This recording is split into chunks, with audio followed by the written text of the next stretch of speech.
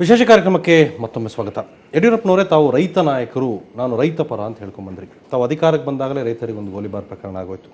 Even today ಮೊನ್ನೆನೂ ಕೂಡ ಗೊಬ್ಬರ ಬೀಜಕ್ಕಾಗಿ ಜನ ಹೊಡೆದಾಟ ಮಾಡ್ತಾ ಇದ್ದಾರೆ. ಹಾಗಾದರೆ ರೈತರಿಗೆ ಏನು ಮಾಡಿದಿರಿ ನೀವು? ಏನು ಉತ್ತರ ಹೇಳ್ತೀರಿ? ಈ ಹಿಂದೆ ಹೋರಾಟ ಮಾಡೋ ಸಂದರ್ಭದಲ್ಲಿ ಎಲ್ಲಾದರೂ ಸಮಸ್ಯೆ ಆಯಿತು ಅಂತ ಓಡಿ ಹೋಗ್ತಿದ್ರಿ. ಈ ರಾಜ್ಯದ ಇತಿಹಾಸದಲ್ಲಿ ಈ 2 ವರ್ಷದಿಂದ ಈ ಶತಮಾನದಲ್ಲಿ ಕಂಡಂಥ ಅರಿದಂಥ ನೆರೆ ಬಂದಾಗ, ಗ್ರಾಮಗಳು ಮುಳುಗಡೆಯಾಗಿ ಮುಂದಿನ ಭವಿಷ್ಯದ ಬಗ್ಗೆ ಅವರು ಚಿಂತೆ ಮಾಡ್ತಿದ್ದಾಗ, ದೇಶದಲ್ಲೇ ಮೊದಲ ಬಾರಿಗೆ ಸುಮಾರು 320 ಗ್ರಾಮಗಳನ್ನು ಸ್ಥಳಾಂತರ ಮಾಡಿ ಅವರಿಗೆ ಗಟ್ಟಿಯಾದಂಥ ಮನೆಗಳನ್ನು ಕಟ್ಟಿಸ್ಕೊಟ್ಟು ನವನಗರಗಳನ್ನು ನಿರ್ಮಾಣ ಮಾಡಿದ್ದೇವೆ. ಸುಮಾರು 55,000 ಕುಟುಂಬಗಳು ಅಲ್ಲಿ ವಾಸ ಮಾಡ್ತಿದ್ದಾರೆ ಈಗಾಗಲೇ. ಇದು ಮೊದಲನೇದು.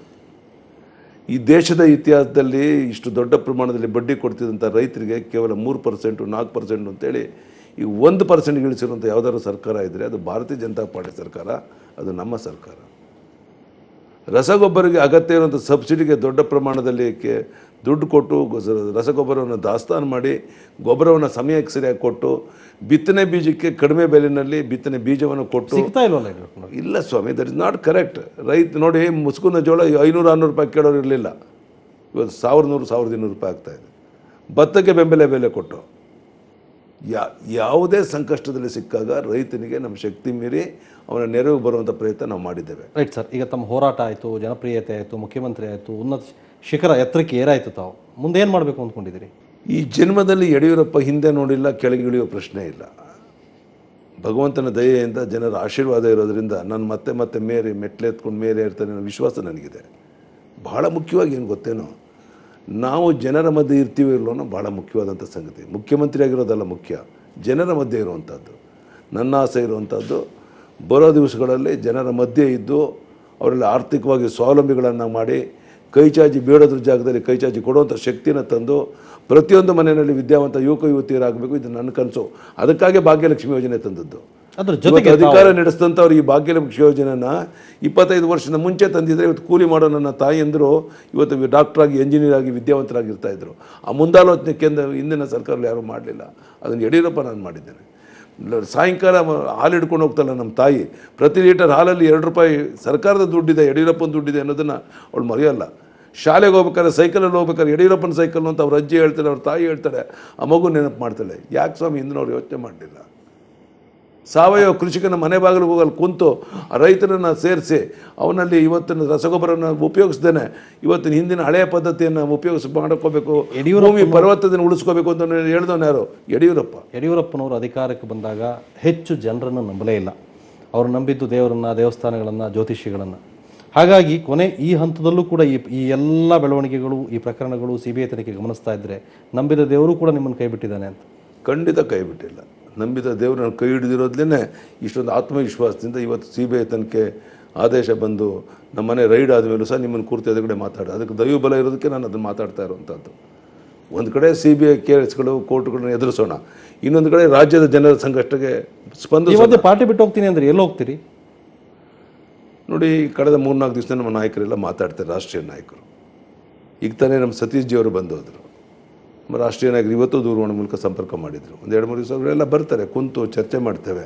ಬಹುಶಃ ರಾಷ್ಟ್ರೀಯ ನಾಯಕರು ಇವತ್ತು ಯಡಿಯೂರಪ್ಪನ ಅಗತ್ಯತೆ ಏನು ಅನ್ನೋದನ್ನು ತಿಳ್ಕೊಂಡು ಯಾವ ರೀತಿ ನಡ್ಕೊತಾರೆ ಇದು ನೋಡ್ಕೊಂಡು ನಮ್ಮ ಮುಂದಿನ ನಿರ್ಧಾರವನ್ನು ಮಾಡೋರಿದ್ದಾರೆ. ಯಡಿಯೂರಪ್ಪನವ್ರೀಗ ಕೇವಲ ಒಬ್ಬ ವೋಟ್ ಬ್ಯಾಂಕ್, ಅವ್ರ ಹಿಂದೆ ಒಂದು ವೋಟ್ ಬ್ಯಾಂಕ್ ಇದೆ ಅನ್ನೋದಕ್ಕಷ್ಟೇ ನಾಯಕ. ಉಳಿದಂತೆ ಪಕ್ಷಕ್ಕೆ ಅವ್ರಿಗೆ ಅಗತ್ಯ ಇಲ್ಲ. ನನಗೆ ಆಗ ಅನಿಸೋದಿಲ್ಲ.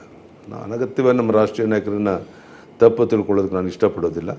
ಏನೋ ಗೊಂದಲಗಳಾಗಿದೆ, ಸರಿ ಹೋಗುವಂಥ ಸಂದರ್ಭಗಳೇನೋ ಬರುತ್ತಾ ನೋಡೋಣ, ಕಾದು ನೋಡೋಣ. ಸೊ ನೀವು ಕೂಡ ಹೇಳಿದ ಹಾಗೆ ಇತ್ತು, ಯಡಿಯೂರಪ್ಪ ಅಂದರೆ BJP, BJP ಅಂದರೆ ಯಡಿಯೂರಪ್ಪ, ನಾನು ಬೇಕೋ ಬೇಡೋ ಅನ್ನೋ ತೀರ್ಮಾನ ನೀವು ಮಾಡಿ. ನನ್ನ ಜೀವನದಲ್ಲಿ ಯಡಿಯೂರಪ್ಪ ಅಂದರೆ BJP, BJP ಅಂದರೆ ಯಡಿಯೂರಪ್ಪ ಅಂತ ಹೇಳಿಲ್ಲ. ನಾನೀಗ ಹೇಳ್ತಾ ಇರೋವಂಥದ್ದು ಯಡಿಯೂರಪ್ಪನ ಅಗತ್ಯತೆ ಭಾರತೀಯ ಜನತಾ ಪಾರ್ಟಿಗೆ ಇದೆಯೋ ಇಲ್ಲೋ ಅನ್ನೋದನ್ನು ಕೇಂದ್ರದ ನಾಯಕತ್ವ ತೀರ್ಮಾನ ಮಾಡಲಿ ಅಂತ ಹೇಳಿದ್ದೇನೆ ಹೊರತು ನಾನೇ ಸರ್ವಸ್ವ ಅಂತ ಹೇಳಿ. ಇತ್ತೀಚಿನ ನಿಮ್ಮ ಬೆಳವಣಿಗೆಗಳನ್ನು ಗಮನಿಸ್ತಾ ಇದ್ದರೆ, ನೀವು ನಡೆಸಿದಂಥ ಬಂಡಾಯವನ್ನು ಗಮನಿಸ್ತಾ ಇದ್ದರೆ, ಪಕ್ಷ ತಮ್ಮನ್ನು ಉಚ್ಚಾರಿಸ್ಲಿ ಅಂತ ತಾವು ಕಾಯ್ತಾ ಇದ್ರಿ, ತಾವು ಪಕ್ಷವನ್ನು ಬಿಟ್ಟು ಹೋಗಲಿ ಅಂತ ಪಕ್ಷ ಕಾಯ್ತಾ ಇದೆ.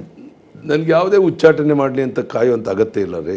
ನೆನ್ನೆ ಅಲ್ಲ ಮೊನ್ನೆ ದಿವಸ ನಾನು ನನ್ನ ಶಾಸನ ಸ್ಥಾನಕ್ಕೆ ರಾಜೀನಾಮೆ ಬಿಸಾಕಿ ರಾಜ್ಯದ ಜನರ ಮುಂದೆ ಹೋಗುವ ತೀರ್ಮಾನ ಮಾಡಬೇಕು ಅಂತಿದ್ದವನು ಅನೇಕ ಹಿರಿಯರು, ಪಕ್ಷದ ಮುಖಂಡರ ಕಾರಣಕ್ಕಾಗಿ ಕೊನೆಗಳಿಗೆಲ್ಲ ಮಾಡಿದಂಥ ತೀರ್ಮಾನದ ಹಿಂದೆ ಸರ್ಕೊಂಡಿದ್ದೇನೆ. ನಾನು ಉಚ್ಚಾಟನೆ ಮಾಡಿ ಅಂತ ಕಾಯುವಂಥ ಇದು ಬಾರಿ ಬಾರಿ ರಿಪೀಟ್ ಆಯಿತು ಯಡಿಯೂರಪ್ಪನವರೇ. ಇದೇ ರೀತಿ ಪದೇ ಪದೇ ರಿಪೀಟ್ ಆದರೆ ಜನ ನಂಬ್ತಾರ ನಿಮ್ಮನ್ನು? ಯಾವುದಾದ್ರು ಒಂದು ಉದಾಹರಣೆ ಕೊಟ್ಟರೆ ಯಾವ ಸಂದರ್ಭದಲ್ಲಿ ಅಂತ. ಈ ಬಾರಿ ಒಂದು ಸಾರಿ ರೋಸಿ ಹೋಗಿದ್ದೇನೆ, ಸಾಕಾಗಿದೆ, ನೀವು ನನ್ನ ಬೇಕೋ ಬೇಡೋ ಅಂತೇಳಿ ನಾನು ಜನರ ಮುಂದೆ ಹೋಗ್ತೇನೆ, ರಾಜೀನಾಮೆ ಬಿಸಾಕ್ ಹೋಗ್ತೇನೆ ಶಾಸಕ ಸ್ಥಾನಕ್ಕೆ ಅಂತೇಳಿ ಮೊನ್ನೆ ನಾನು ಈ ಮಾತನ್ನು ಹೇಳಿದಂಥದ್ದು. ನೀವು ಎಲ್ಲ ಮುಖಂಡರು ಹೇಳಿದ ಮೇಲೆ ವಾಪಸ್ ನಾನು ಅವ್ರು ಕೊಟ್ಟಂಥ ಭರವಸೆ ಆ ಮಾತುಕತೆ ಆಧಾರದ ಮೇಲೆ ಕಾದು ನೋಡೋಣ ಅಂತ. ನಿಮ್ಮ ಅನುಭವದಲ್ಲೂ ಕೂಡ ಈ ಹಿಂದೆ ಯಾವ ಸರ್ಕಾರಗಳ ಅಸ್ತಿತ್ವಕ್ಕೆ ಬಂದಾಗ ಈ ರೀತಿ ಬಂಡಾಯಗಳಾದಾಗ ಮುಂದಿನ ಬಾರಿ ಅವರಿಗೆ ಕರ್ನಾಟಕ ಜನತೆ ಅವಕಾಶ ಮಾಡಿಕೊಟ್ಟಿಲ್ಲ, ಅದರ ಅರಿವು ನಿಮಗಿದೆ, ನೀವು ಅನುಭವಿಸ್ತಾರೆ, ಅದೆಲ್ಲ ಗೊತ್ತಿದ್ದವರು. ನೀವು ಒಂದು ಕಾಲದಲ್ಲಿ ಹೇಳ್ತಾ ಇದ್ದವರು ಯಡಿಯೂರಪ್ಪನವ್ರು ಒಂದು ಹೂ ಹಾಕಿ ನೀವು ಪೂಜೆ ಮಾಡಬೇಕಾದ್ರೆ ಅಂತೇಳಿ. ಈಗ ಹೋಗಿ ಏನು ಕೇಳ್ತೀರಿ ನೀವು? ಏನಕ್ಕೋಸ್ಕರ ನಿಮ್ಗೆ ಅಧಿಕಾರ ಕೊಡಬೇಕು? ನಿಮ್ಗೆ ಹೇಳ್ತೇನೆ, ನೀವೇ ಕಳಿಸಿ ನಿಮ್ಮ ಚಾನೆಲ್ನನ್ನು ಎಲ್ಲ ಕಡೆ ಇಡೀ ರಾಜ್ಯದಲ್ಲಿ ಭಾಳ ನಂಬರ್ 1 ಪ್ಲೇಸಲ್ಲಿ ನೀವು ಇದ್ದೀರಾ. ಇವತ್ತು ಜನ ನನಗೆ ಪ್ರಾಣ ಕೊಡ್ತಾರೆ, ನಾನು ಅವರು ಪ್ರಾಣ ಕೊಡ್ತೇನೆ. ಈ ಅನ್ಯೋನ್ಯವಾದ ಸಂಬಂಧ ಇವತ್ತು ನನಗೂ ಸಾಮಾನ್ಯ ಯಾರೋ ಯಾವುದೋ ಹಳ್ಳಿಯಲ್ಲಿ ಒಬ್ಬ ತಾಯಿ ಹಬ್ಬ ಮಾಡಲ್ಲ ಯಡಿಯೂರಪ್ಪ ಕಣ್ಣೀರಾಗ್ತಾ ಇದ್ದಾನೆ ಅಂತೇಳಿ. ಅಲ್ಲೋದ್ರೆ ಯಾಕೆ ಮಗನೇ ಹಿಂಗಾಯ್ತು ಅಂತ ಕಣ್ಣೀರಾಗಿ ಬಾಚಿ ಒಪ್ಕೊತಾಳೆ. ಈ ರೀತಿ ಲಕ್ಷಾಂತರ ತಾಯಿ ಅಂತ ನನಗಿದ್ದಾರೆ. ಅವ್ರ ನೆಮ್ಮದಿಯ ಜೀವನಕ್ಕೆ ನಾನು ದಾರಿದೀಪ ಆಗಿದ್ದೇನೆ. ಹೀಗಾಗಿ ಜನ ನನ್ನ ಮರ್ತಿಲ್ಲ, ಜನ ಅದೇ ಪ್ರೀತಿ ವಿಶ್ವಾಸ ಇಟ್ಕೊಂಡಿದ್ದಾರೆ. ಇಷ್ಟೆಲ್ಲ ಗೊಂದಲದ ಮಧ್ಯೆನೂ ಸಹ ಸಾಮಾನ್ಯ ಮತದಾರರು 1% ಕದಲಿಲ್ಲ. ನಾವು ಸುಧಾರಣೆ ಮಾಡ್ಕೋಬೇಕು, ಇದನ್ನು ಮುಂದುವರಿಸಬಾರ್ದು.